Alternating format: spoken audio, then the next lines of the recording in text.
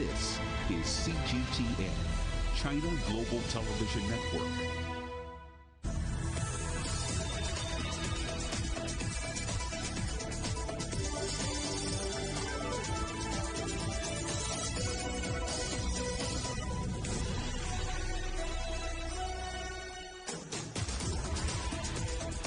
Hello and welcome to Global Business Europe, live from CGTN in London. I'm Juliette Mann. And I'm Robin Dwyer. Our top stories.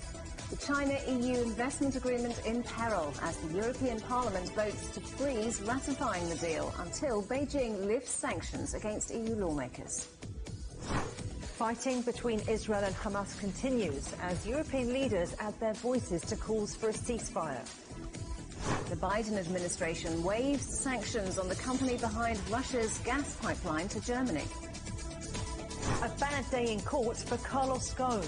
The disgraced auto executive is ordered to repay more than $6 million in salary to Nissan Mitsubishi.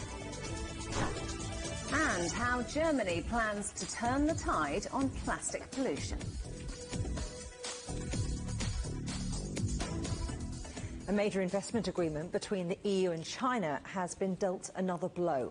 The European Parliament has passed a motion to freeze the ratification and urged China to lift sanctions on EU politicians, which were imposed earlier this year. Tony Waterman joins us now from Brussels. Tony, what's behind this vote?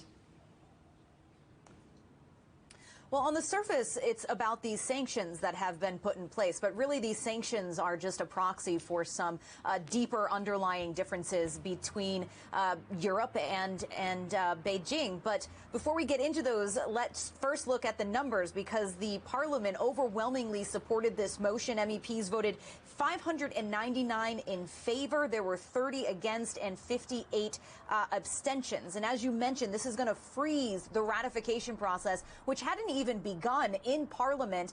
And lawmakers say that they are not going to pick it up until China lifts these sanctions on 5 of their colleagues and also on the subcommittee on human rights. Beijing put those sanctions in place back in March, along with some other individuals in Europe and some other entities. And they were in retaliation to these sanctions that the EU had imposed on 4 Chinese officials and 1 entity believed to be involved in alleged human rights violations in Xinjiang. But this motion now throws this deal into jeopardy because the European Parliament needs to sign off on it before it can come into effect. Ahead of this vote, China's foreign ministry said that Europe needs to manage its differences with China, and also said that there should be a promotion of a beneficial relationship. Take a listen. The China-EU investment agreement is a balanced and win-win deal that benefits both sides rather than a gift or favour bestowed by one side to the other. An early ratification of the agreement is in the interests of both China and the EU. The two sides should make positive efforts for this to happen. I mean, Tony, this deal's been in the making for 7 years. I mean, what impact is today's vote going to have on that, but also on overall relations? Yeah, 7 years, 35 rounds of negotiations. This was a hard-fought deal when it was finally clinched in principle at the end of December. And certainly this now being on pause is not going to help these relationships, which was already becoming strained, especially during the pandemic. Brussels had accused China of carrying out a disinformation campaign around COVID-19. Of course, this is something that Beijing has denied. And this deal could have brought, or would bring, because it's not completely dead in the water at this point, but it could bring both sides closer together, at least when it comes to economics. It would unlock these investment opportunities for both sides. So, you know, European firms would gain a foothold in these very rapidly expanding and lucrative Chinese industries like manufacturing and airlines and cloud computing. It would also work towards leveling the playing field and dealing with state subsidies. This is something that European companies have long complained about. And for Chinese firms, they would gain access to Europe's manufacturing and energy market at a time when Europe is throwing billions of dollars behind this green transition. But again, this deal is not completely, off the table, because the European Commission is still working on the technical aspects of this deal. They're doing the legal scrubbing. They're transcribing the text into the EU official languages. So while things appear to be on hold right now, that does not mean that they cannot be picked up again in the future. I love your turn of phrase, legal scrubbing. That's got a lot of that going on. Tony Waterman, thanks for the update on the investment deal. Israeli authorities say more than 100 targets have been hit in Gaza as militants there continue to fire rockets into Israel. Violence has now continued for an 11th day. It comes as Israel confirmed its death toll has risen to 13, which includes 2 children. Palestinian authorities in Gaza say 230 people there have died since the fighting began. All this despite international efforts pushing for an end to hostilities, with the Palestinian Hamas group saying they expect a ceasefire within a day or two. Well, in a moment, we'll be talking to Sarah Walton, who is standing by for us in New York, where the UN General Assembly is meeting to discuss the crisis. But first of all, let's talk to Stephanie Fried, who joins us live from southern Israel. So, Stephanie, what's the latest where you are, and is there any hope of a ceasefire?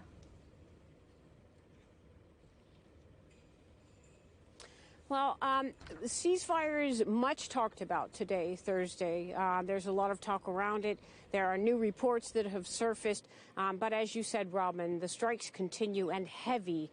There's certainly rocket fire, very, very heavy, coming from Gaza onto Israel throughout the day, around the clock. Israel also continuing to strike by air, land and sea in Gaza, and the casualty toll continues climbing. The latest reports that we're getting out of Egypt, the report there is that Israel is amenable to a ceasefire, and both sides have agreed in principle to a ceasefire. Important to remember that Egypt mediated the last major war between Israel and Gaza in 2014. They mediated the ceasefire.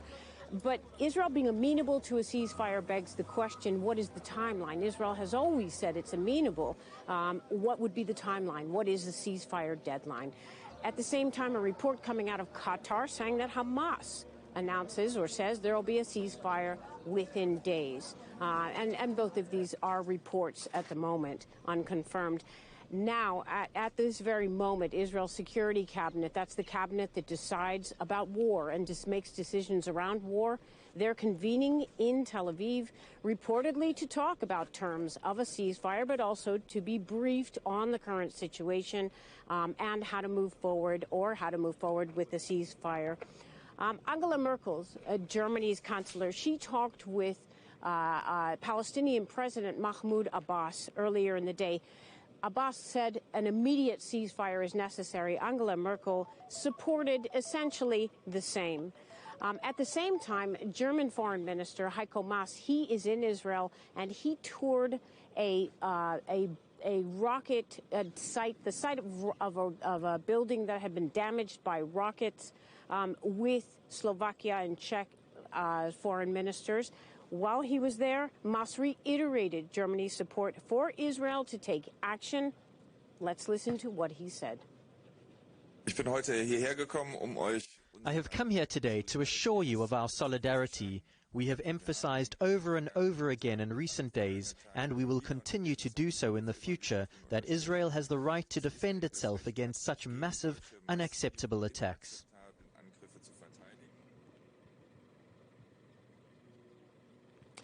And while this talk about ceasefire is swirling, Israel's defense minister, Benny Gantz, after touring the southern Israel, where we are now, and meeting with combat soldiers in the south, he said Israel is fully prepared to expand the campaign.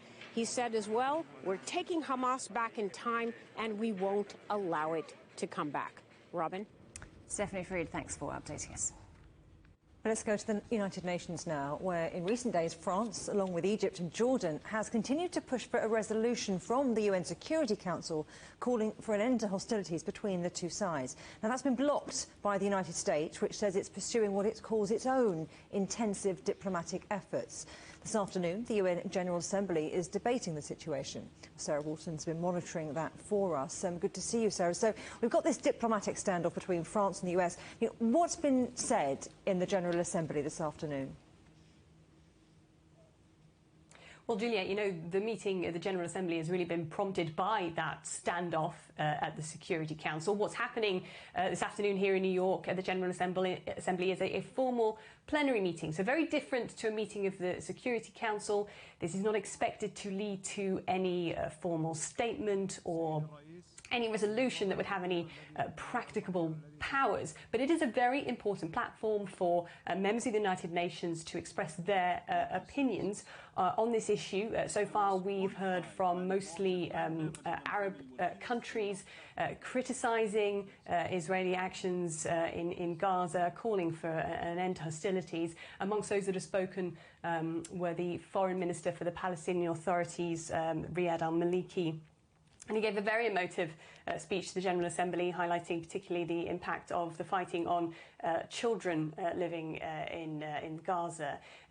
We are also expecting to hear from Israel during the proceedings, but Israel's ambassador to the United Nations actually left the General Assembly hall while Mr. al-Maliki was speaking.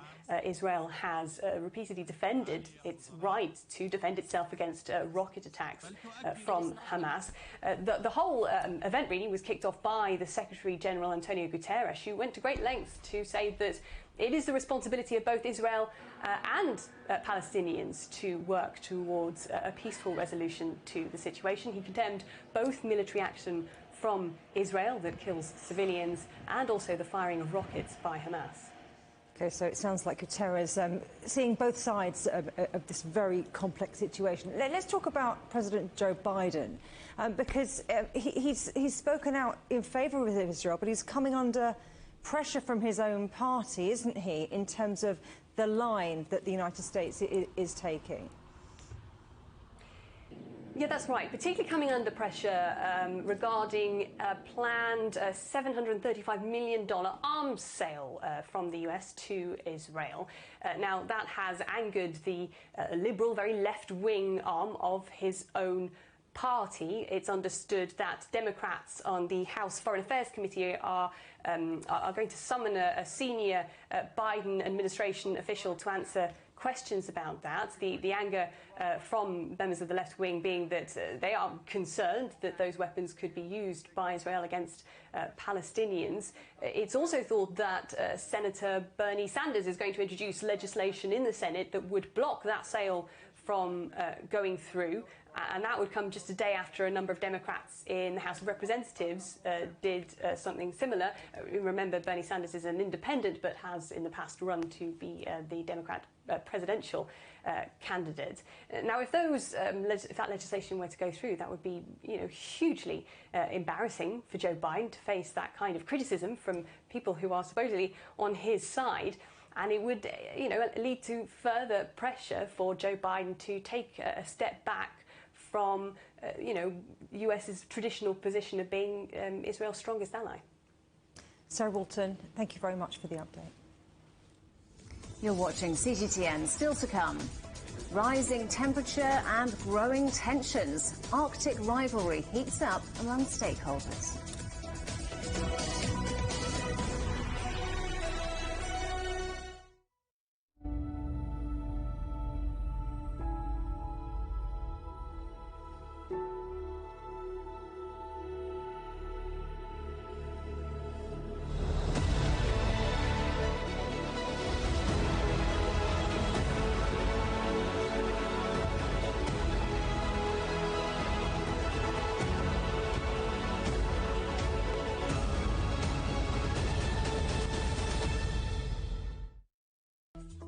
Search CGTN Europe wherever you get your podcasts to subscribe to The Agenda podcast. The Agenda with me, Stephen Cole, always gets to the heart of a story. Just subscribe today and listen now. Covering the world from 4 continents. A new horizon. Teams in Beijing, Washington, D.C., Nairobi, and London. Who connect, interact, and inquire. to bring you the stories that matter to all. The Link, only on CGTN. Facing the unknown is always difficult. In a world in turmoil, it's easy to lose orientation. But when the storms come, we have to see the possibilities, reinvent, find new opportunities, discover a path forward. CGTN. See the difference.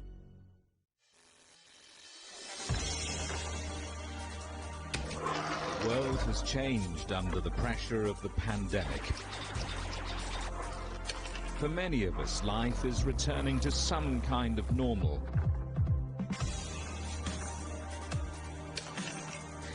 As we're adapting to changes in all of our lives, let Global Business Europe be your guide to the new normal.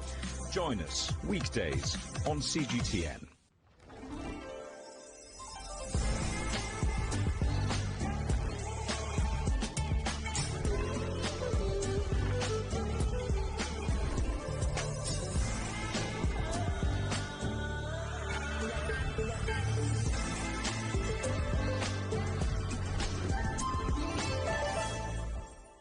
What does a sustainable future mean? What can we do with millions of tons of plastics, glass, food, clothes piling up on our planet? Ahead of this year's pivotal COP26 summit, CGTN Europe looks at what consumers, businesses, and governments are doing to offer a better world to generations to come. Trash or Treasure on CGTN Europe and online at cgtn.com.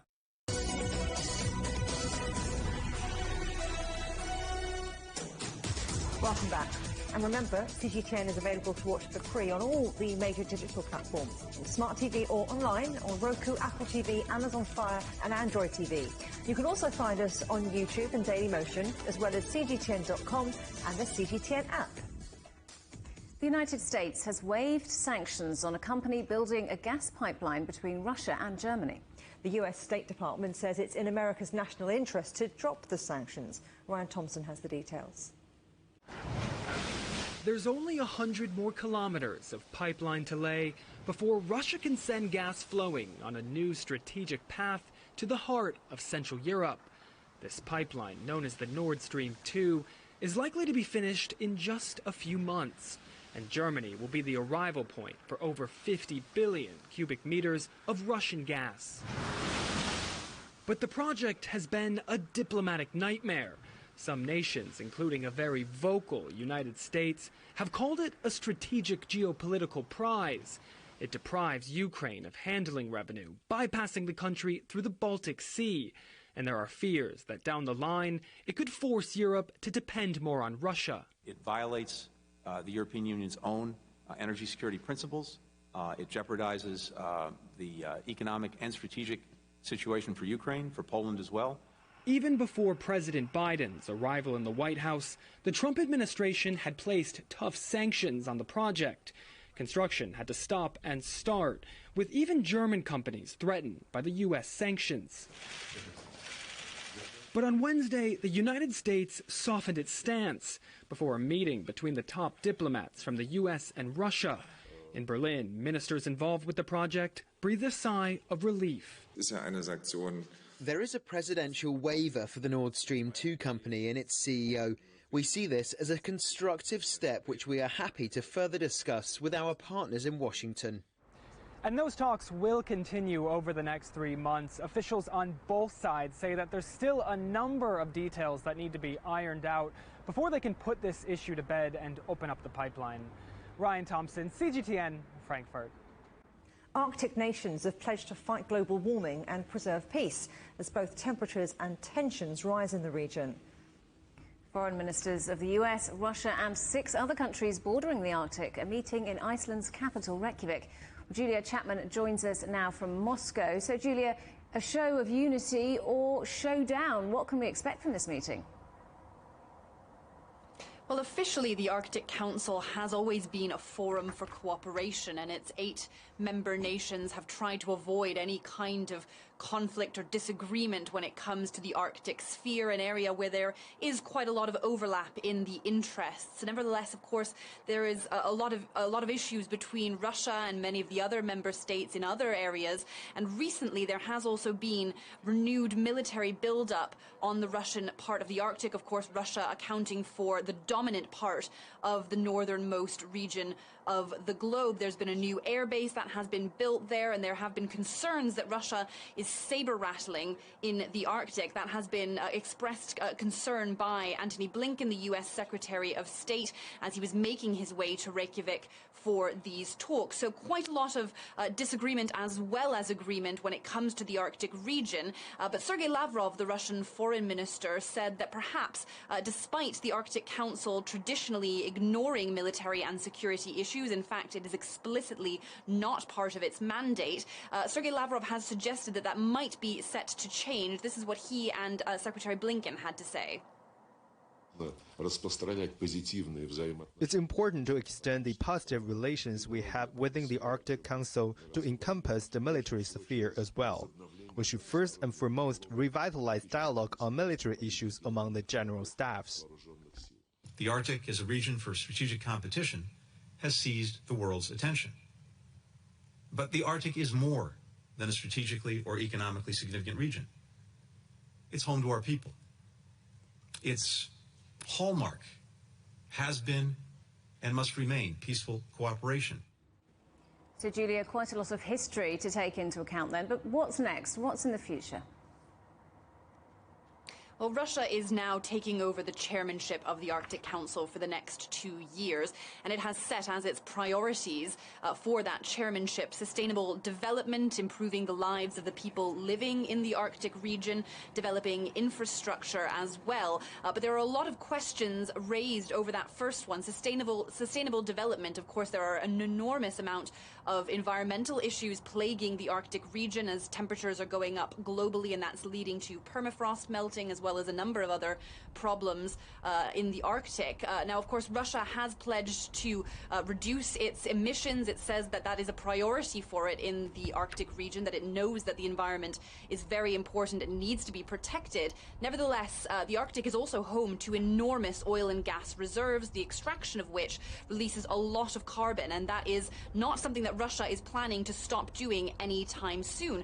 Russia also stands to benefit from some of the melting Arctic ice as it tries to open up its northern sea route, a shipping route through the Arctic that is only viable during the summer months of the year. And the longer that Arctic ice has melted for, the more money that it will stand to make in that area. So there's certainly some question marks over Russia's priorities over the next couple of years. Nevertheless, Russia is pledging a firm commitment to cooperation with the other partners. Julia, thank you. Julia Chapman there in Moscow. US jobless claims have fallen to a pandemic low. That's good news for the economy, although many investors are worried about inflation. Let's go to CGTN's John Terrett on Wall Street. Good to see you, John. Let's start with the jobless numbers. Are they as good as they look? Hey, Juliet. Hey, Robin. Well, this is the weekly jobless report. Comes out every week.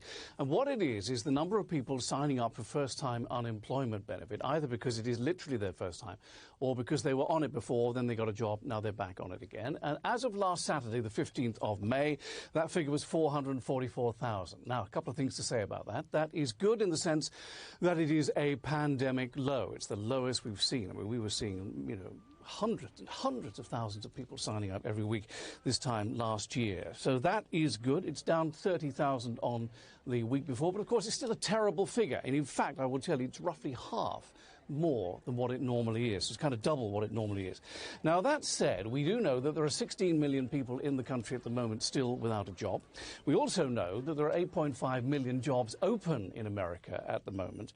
And this is inflationary pressure on the US economy because there's pent-up demand. People have money, they want to spend it, they're back at work now, or they're coming back.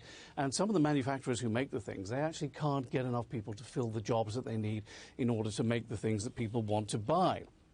And it seems to me as if there's several reasons for this. Partly health concerns. People don't want to go back to work because they're a bit scared still. Childcare concerns, a very real issue for many, many people.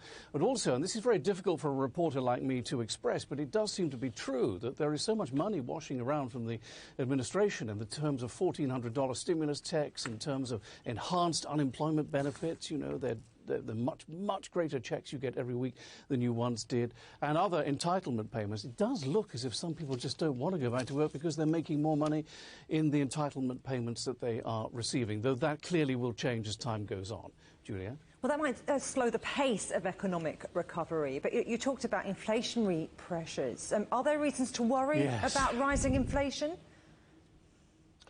Well, it's funny because we were going to talk about inflation yesterday, and then in the end I skipped it, and now here we are 24 hours later, and it's back on the agenda again. And the reason it's on the agenda, there are two types of inflation here that have rattled these markets in recent weeks. One is the 10-year Treasury bond, where you put your money away for 10 years and you get an interest rate. The interest rate went up to more than 1.6%, and that rattled markets and forced to sell off in the tech stocks. Let's not bother for why that happened. It just did.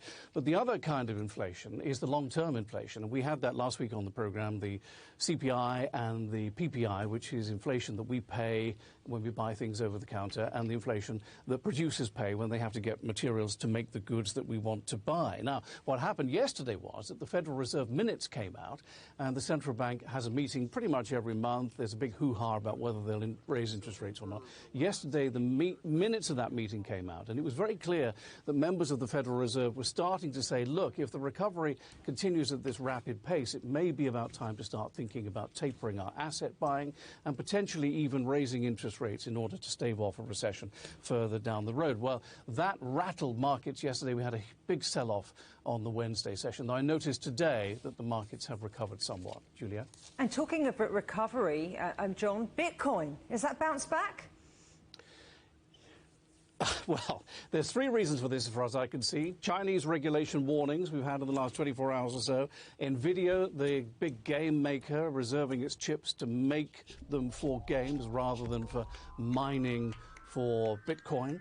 And the emissions worry. You know, Elon Musk raised this a couple of weeks ago when he said that he was, not sure about Bitcoin anymore because of the amount of CO2 it puts into the atmosphere just to make those Bitcoins. So those are the three reasons. We had Bitcoin down to 30,000. That's about a 30% drop. It bounced back yesterday to 39,500. It is now 39,647. It's about just a bit less than half now away from its all-time high.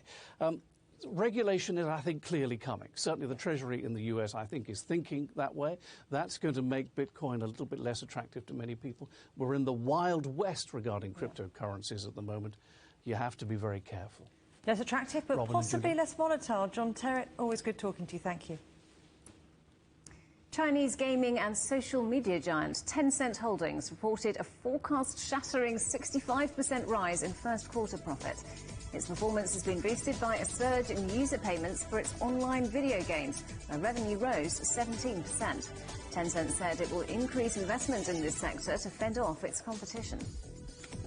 And speaking of competitors, the CEO and founder of another one of China's internet giants, ByteDance, announced he'll step down from his position later this year. Zheng Yiming co-started the company in 2012. It's now one of China's most successful internet companies and owns hugely successful video-sharing platforms Douyin and TikTok. In an internal memo, Zheng said he'll focus on the long-term strategy of the company. Low-cost carrier EasyJet has reported a $990 million first-half loss, but says it's anticipating a surge in demand from June. The airline hopes to take advantage of the pent-up demand for overseas travel as COVID-19 restrictions are eased. EasyJet says up to 90% of its fleet could be used over the peak summer period to meet demand. UK competition regulators have given the green light to a merger between broadband company Virgin Media and mobile network O2, which is owned by Spain's Telefonica. The merger was agreed a year ago in a bid to create a broadband and mobile network to take on market leader BT. The deal gives the two companies a joint value of $44 billion. The European Union has fined 3 banks for breaking antitrust rules during the 2008 financial crisis. Nomura, UBS and UniCredit are set to pay a combined total of more than $450 million. 4 other banks have also been found to have violated the rules. The EU says it will not tolerate any form of collusive behaviour. More protests are expected in Madrid against the latest round of job cuts to hit Spain's banking sector. Trade unions have described the layoffs as scandalous, while the banks say job losses are inevitable as the industry seeks to modernise to help it deal with the financial impact of COVID. Rahul Pathak reports from Madrid. The pandemic, like so many other industries in Spain, has hit banking hard. The financial strain brought about by coronavirus, low interest rates, plus a shift towards online services has resulted in the loss of thousands of jobs and the closure of hundreds of branches. These demonstrators protesting the 3,800 jobs being cut by Spain's second biggest bank, BBVA. Now, these job losses are just the latest in a series of mass redundancies that have hit the banking sector here in Spain over the last few weeks. Just last month, the country's biggest lender domestically, CaixaBank, said it would be shedding up to 8,000 jobs. And it might not end there. The Bank of Spain suggests that by the end of the year, the Spanish banking industry as a whole could have lost up to 15,000 jobs. What we are here is saying no to the layoffs, because on what grounds can they justify a collective dismissal? The unions want to sit down with the company to probably negotiate a restructuring, but we do not see it appropriate to order a collective dismissal. Economic experts say the job cuts and branch closures, whilst undeniably painful, are a necessary evil. The pandemic has accelerated very strongly, because what happens is if before there were fewer occasions in which people would go directly and physically to the bank offices, that has really been accelerated, of course, by the pandemic. And therefore what we're seeing is this long-term trend, but in the context of this recent pandemic has accelerated very fast. As well as job cuts, many of Spain's biggest lenders have or are trying to merge in an effort to help them deal with the bitter economic climate. And while these changes are probably an economic necessity, that'll be of small comfort to the tens of thousands of lives that have been turned upside down. Rahul Pathak, CGTN, Madrid. You're watching CGTN. Still ahead, we hear from one of the campaign groups sounding the alarm over vaccine equality and those making billions of dollars.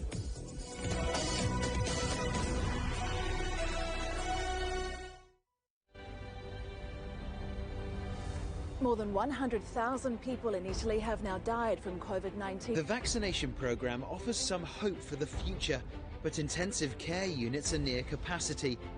The Spanish government is hoping to vaccinate over 1 million people by next month. Living in Germany are struggling with their mental health. Hungary is supplementing the EU's vaccine rollout, buying doses from Russia and China to speed up the process.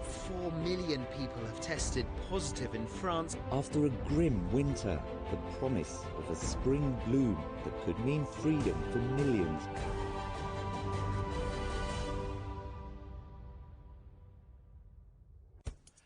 On the agenda with me, Stephen Cole, we look up into space. We look down into data. We look at debt. We look at politics.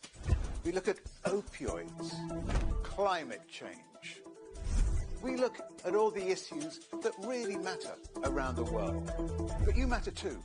We want to tell the stories you want to see and hear about. Make it your agenda.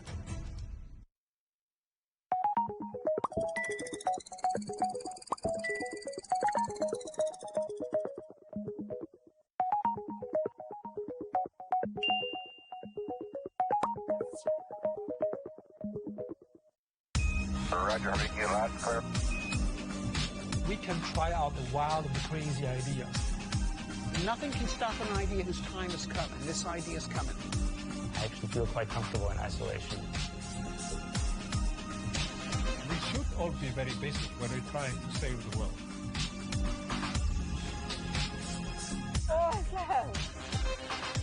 We hope it will happen. We have to live in hope. The agreement is signed.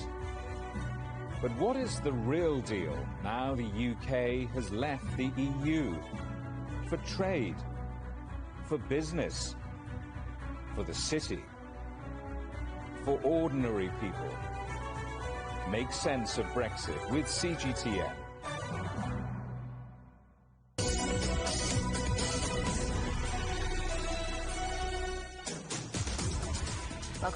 Welcome back to Global Business Europe with Juliet Mann and me, Robin Dwyer. Our top stories. The China-EU investment agreement in peril as the European Parliament votes to freeze ratifying the deal until Beijing lifts sanctions against EU lawmakers. Fighting between Israel and Hamas continues as European leaders add their voices to calls for a ceasefire. And the Biden administration waives sanctions on the company behind Russia's gas pipeline to Germany. Former French President Nicolas Sarkozy has gone on trial in Paris, accused of illegal campaign financing. Sarkozy was not present in court to face charges related to allegations that a PR firm created fake invoices to hide overspending on his failed re-election bid in 2012. Ross Cullen reports. Well, this case was meant to begin in mid-March, but it was adjourned on the opening day for 2 months because one of the lawyers fell sick with COVID-19. On Thursday, it got underway properly, although the former French president was not present in court, where instead he was represented by his legal team. It is the second trial this year for Nicolas Sarkozy, who was France's president from 2007 to 2012. This case sees him accused of illegal campaign financing, with claims that a PR firm created fake invoices to hide overspending on his failed re-election bid in 2012. The court judgment has been dubbed the Big Malian trial after the public relations consultancy that is alleged to have drawn up the fake bills. Sarkozy is accused of spending at least $52 million on his presidential campaign, which is almost double the legal limit of $27 million. Sarkozy has consistently denied wrongdoing and said he was not aware of the false invoicing process, but he faces up to a year in jail and a fine of more than $4,000 if he is convicted. It is the former head of state's second trial this year after the 66-year-old was found guilty in March of corruption and influence peddling. He was given a 3-year jail term, of which 2 years were suspended, and he is currently appealing against that verdict. Ross Cullen, CGTN, Paris. Staying in the courts, and it's a bad day for former car executive Carlos Ghosn. In one of the industry's most high-profile cases, a Dutch court has turned down Ghosn's claim for compensation over what he called illegal dismissal. Instead, the judges say Ghosn should pay back the wages he received from Nissan Mitsubishi. CGTN's Stefan de Vries reports. On Thursday, a court in Amsterdam ordered former car executive Carlos Ghosn to repay Nissan and Mitsubishi almost €5 million, or $6.1 million in wages he received from their Dutch-registered subsidiary, Nissan Mitsubishi. The ruling came in a case where Ghosn sought to have his 2018 sacking from Nissan Mitsubishi overturned. The businessman demanded €15 million, or $16.5 million in compensation. But the court in Amsterdam rejected his claims, saying he did not have a valid contract with the company at the time. The salary he was ordered to repay covers payments made to him by the Dutch joint venture in 2018. The businessman has French, Brazilian and Lebanese citizenship and was sent by Renault in 1999 to salvage Nissan in Japan from the brink of bankruptcy. The Dutch case stems from Nissan's decision to fire Ghosn after the Japanese authorities accused him of financial misconduct in Japan. Ghosn was first arrested in November 2018 in Tokyo. He has always said he was innocent of allegations in Japan. Authorities there claim he underreported his future income, and he committed a breach of trust by diverting Nissan money for his personal gain. He says the compensation was never decided on or received, and the Nissan payments were for legitimate business purposes. The former automotive executive skipped bail in Tokyo in 2019 and fled to Lebanon, where he grew up. He now lives in Beirut. Stefan de Vries, CGTN, Amsterdam. COVID-19 vaccines appear able to protect against all variants that are circulating and causing concern in Europe. That's according to the World Health Organization. Countries across the continent are rolling out vaccines from several drug makers, including Pfizer, Moderna, AstraZeneca and Johnson & Johnson. Hans Klug, the WHO's regional director, said he was cautiously optimistic to see the COVID-19 epidemic in the region declining. The race for coronavirus vaccines has created 9 new billionaires. Their combined wealth could vaccinate many of the world's poorest countries. That's according to the campaign group, the People's Vaccine Alliance. Heidi Chow is part of that alliance. She's a senior policy advisor with Global Justice Now. Heidi, thanks for joining us. Now, COVID vaccines have made some individuals mega rich, but this story has a sting in the tail, doesn't it? That's right, yeah. So based on People's Vaccine research, pharmaceutical monopolies have created 9 billionaires during this pandemic. But these very same monopolies are restricting supply. And that means that people in low and middle income countries are facing the second and third waves of this virus with little or no access to vaccines. You might argue that this is how Big Pharma works, controlling those supplies. So how do you think that the system could be tweaked to be fairer, but still be business friendly? Well, these vaccines that have come onto the market have all been publicly funded, and so they should be global public goods. We shouldn't be having monopolies during a time of pandemic because monopolies means that only Pfizer can make the Pfizer vaccine, only Moderna can make the Moderna vaccine. Instead, we need as many manufacturers to be mobilized as possible to make all these safe and effective vaccines. And so that's why we're calling for rich country governments like the UK government to support the proposal to suspend patents at the World Trade Organization so that we can take away that entry barrier of intellectual property to enable other manufacturers to also make the vaccines. You talk about the proposal. I mean, there have been moves to break up these monopolies as part of the fight to improve access to medicines in the UK and around the world. So what's the hold-up? So the proposal's on the table at the World Trade Organization, and it's been on the table for 7 months.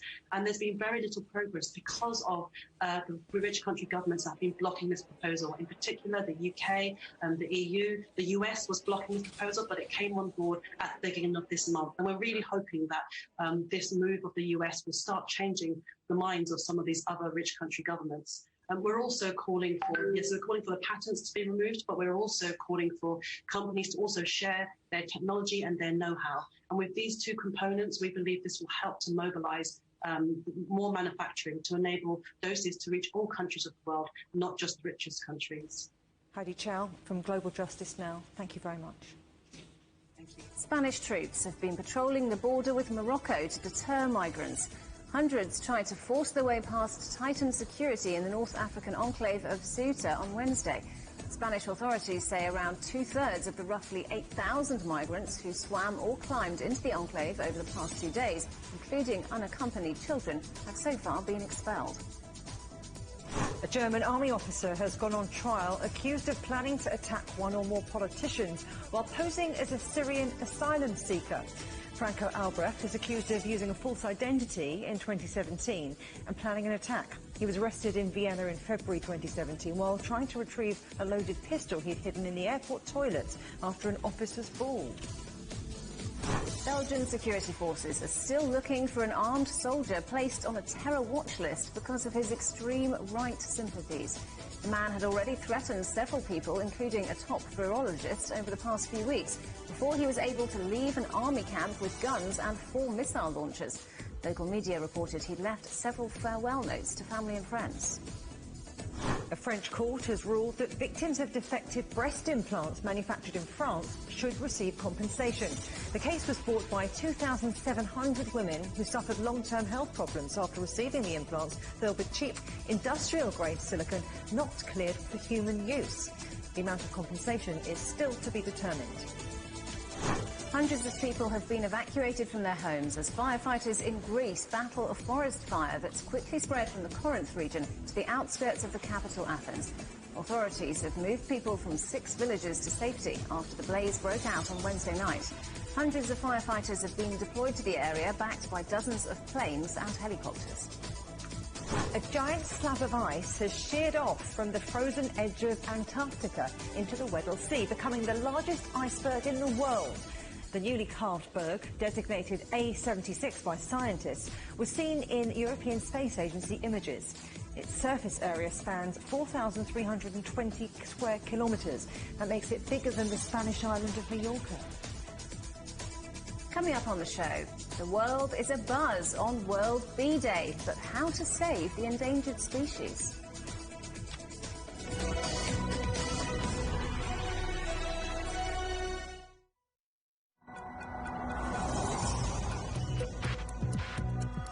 Each day, there are millions of stories.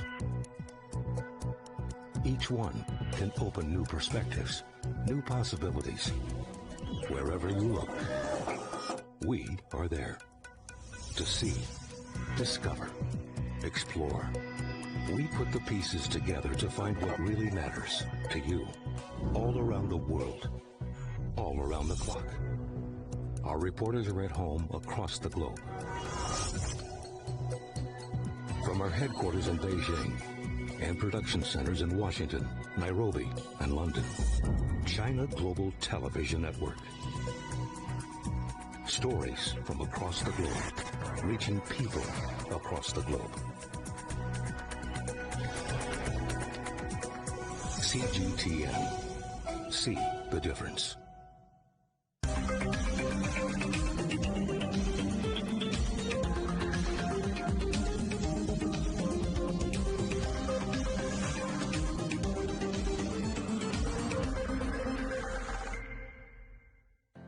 Mari, what would you say is a good question? Stephen, I'd say it's one where there's always more than one answer. The Answers Project is a new podcast series from CGTN Europe. With me, Stephen Cole. And me, Mari Beveridge. In each episode, we'll take a complex question. And with the help of some of the world's foremost experts, shine light on some of the answers. So join us for The Answers Project. Available wherever you get your podcasts. Separated by geography, but united by so much more. From transport links to trade links, cultural ties to business ties. We'll find out why China and Eastern Europe have never been closer. I'm Penelope Liesch in Budapest. I'll be taking you inside a school that's bringing Hungary and China closer together. I am Aljoša Milenkovic in Belgrade. And I'll tell you how Chinese technology is helping a power plant in Serbia. I'm Kate Baklitskaya in Kiev, Ukraine. And I'll be explaining how Chinese companies have teamed up with the Ukrainian Postal Service. I'm George Gogua in Tbilisi. I'll be showing you around a brand new town that was conceived in China and constructed in Georgia. Join us for our special series, The Way Forward on CGTN.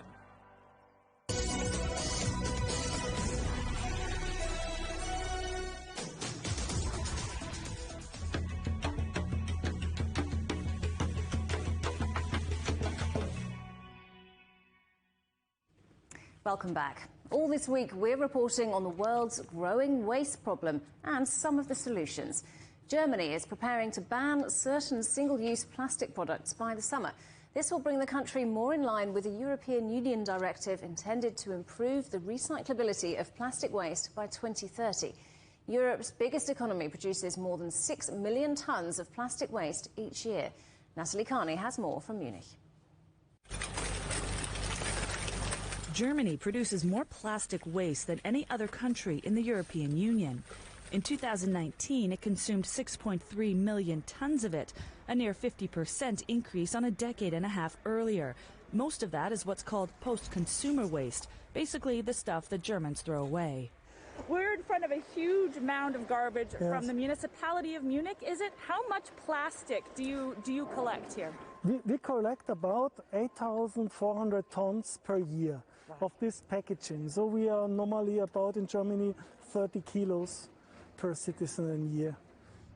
Germany's ban on some single-use plastics is seen as a move away from a throwaway culture, as it will include items such as single-use plastic bags, cutlery, plates, drinking straws, cotton swabs, as well as polystyrene cups and boxes, which many takeaway meals come in. As less plastic is used, the better it is. I like this idea. I think there's a lot of unnecessary packaging. We never used to have it.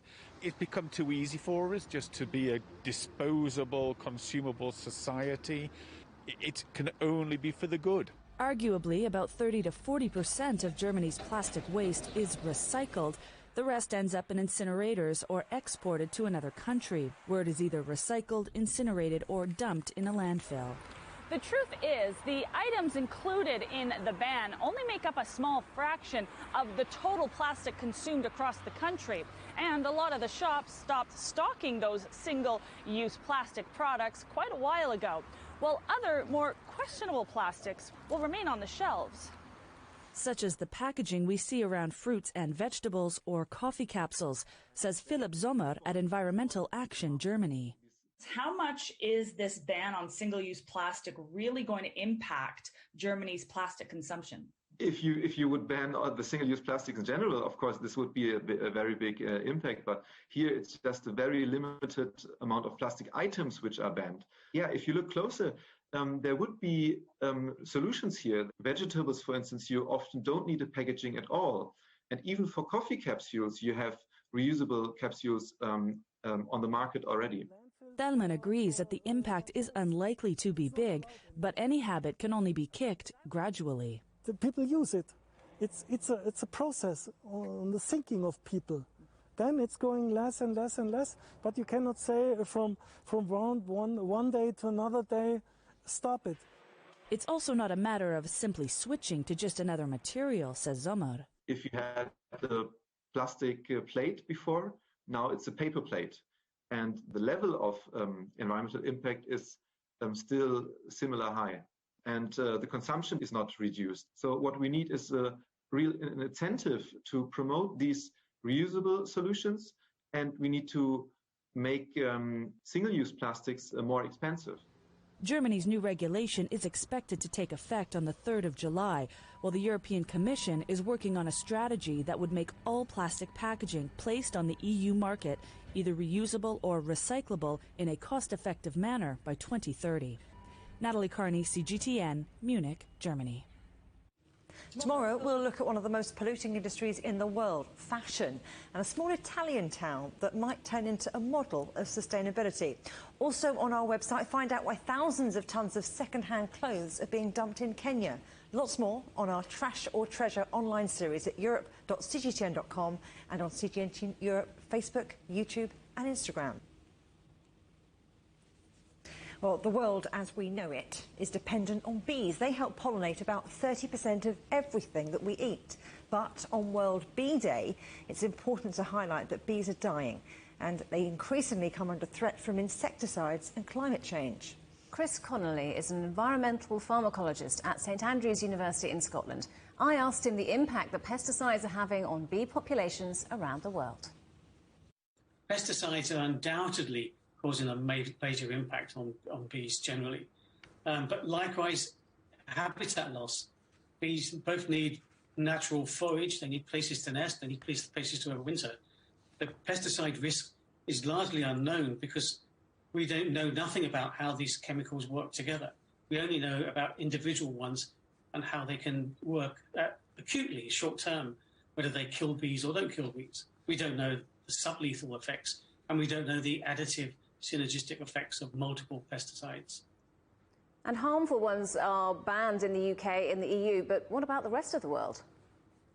Only 3 neonicotinoids have been banned in the EU. And when we say banned, any country is still allowed to use them in emergency situations. And the UK, for example, claimed that their entire sugar beet crop, 100,000 hectares, was all in an emergency situation and all needed these neonicotinoids being used. In the end, it turned out there was a price war with the single company that bought the sugar, and they didn't plant the crop. So really, we're talking about money, not a food security issue here. And it's not just pesticides threatening bee populations, of course. You mentioned habitats, but what else is putting them in danger? These are the 2 major things that are putting the wild bees in danger. When it comes to the managed honeybees and bumblebees, we have additional threats. So we have a limited number of species. We're putting all our eggs in 1 or 2 baskets to feed us.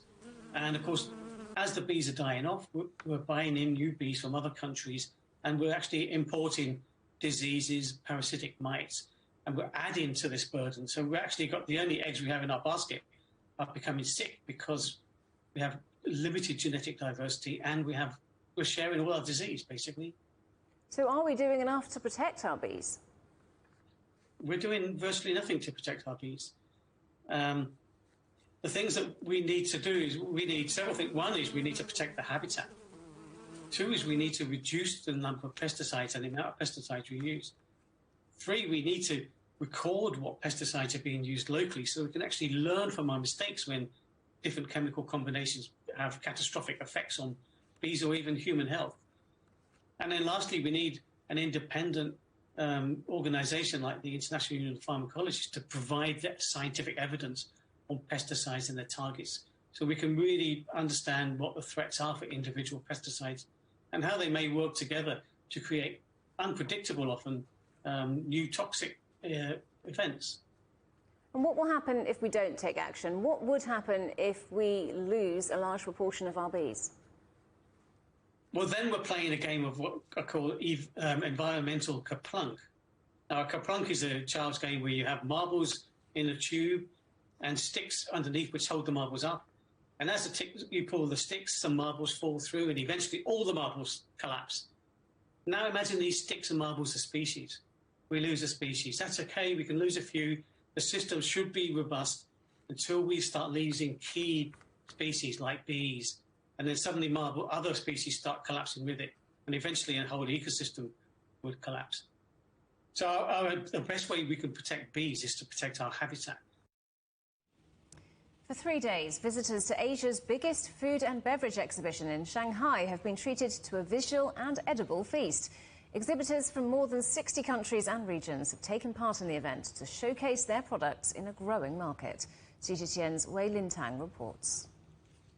Plant-based meat from the United States, gelato from Italy.